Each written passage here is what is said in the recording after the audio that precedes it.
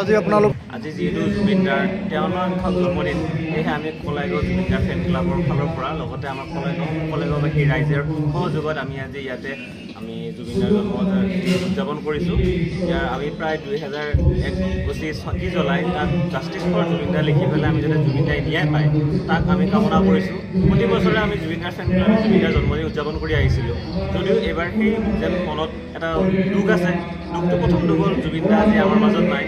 তাতকৈ এটা ডাঙৰ দুখ আছে যে জুবিনদাৰ যি মৃত্যু হ'ল সেই মৃত্যু বা হত্যা হোৱাৰ আজিলৈ কোনো ধৰণৰ ন্যায় প্ৰদান কৰা হোৱা নাই।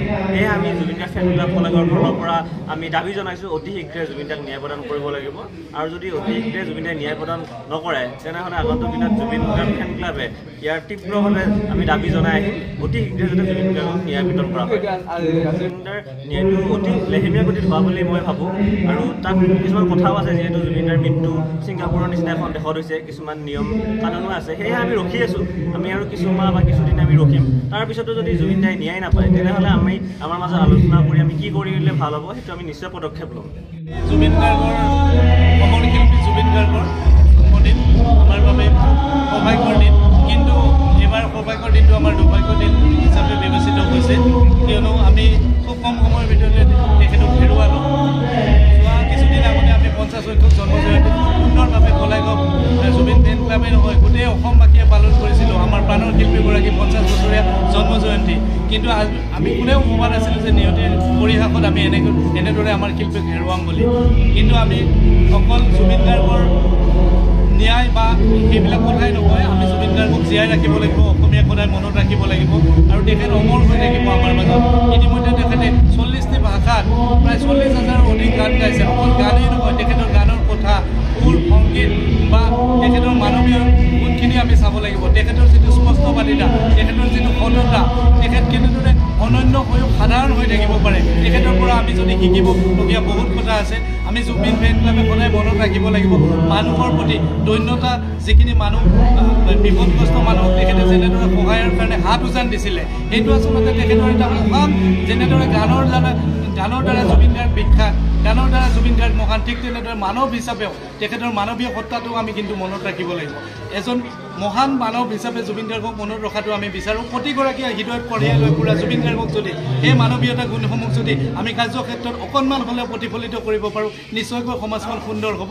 আৰু অনাগত ভৱিষ্যতত মই ভাবোঁ আমাৰ নৱপ্ৰজন্ম জুবিন ফেন ক্লাব তথা সমগ্ৰ অসমে সেই সত্তাটোক মনত ৰাখিব লাগিব। তেখেত কেনেদৰে অনৈক্যৰ মাজত ঐক্যৰ বাৰ্তা কঢ়িয়াইছিল, তেখেতে কেনেদৰে মানৱতাক কঢ়িয়াই লৈ ফুৰিছিল, তেখেতে কেনেদৰে অসাধাৰণ হৈ সাধাৰণ জীৱন যাপন কৰিছিল।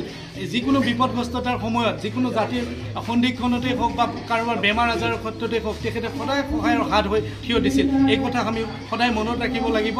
আৰু মই ভাবোঁ এইখিনি যদি আমি হৃদয়ত ৰাখিব পাৰোঁ, জুবিন গাৰ্গ সদায় আমাৰ মাজত যিহেতু বুকুত কঢ়িয়াই লৈ ফুৰিছোৱেই, সেই অকণমান জুবিনটো আমি যদি অকণমান জুবিনৰ সেই অংশখিনিও যদি সমাজলৈ বাৰ্তা হিচাপে নিব পাৰোঁ, মই নিশ্চয়কৈ ভাবোঁ যে সমাজখন সৰ্বাংগ সুন্দৰ হ'ব আৰু অধিক জুবিনময় হ'ব। ধন্যবাদ। আজি ৰাতিপুৱাৰ পৰা আমাৰ কাৰ্যসূচী চলিছিল জুবিনদাৰ উদ্যানৰ প্ৰথমটো জন্মদিন। আমাৰ আগতো আমি জন্মদিন পালন কৰিছোঁ প্ৰতি বছৰে। এবাৰ 53 নম্বৰ জন্মদিনটো আমি আমি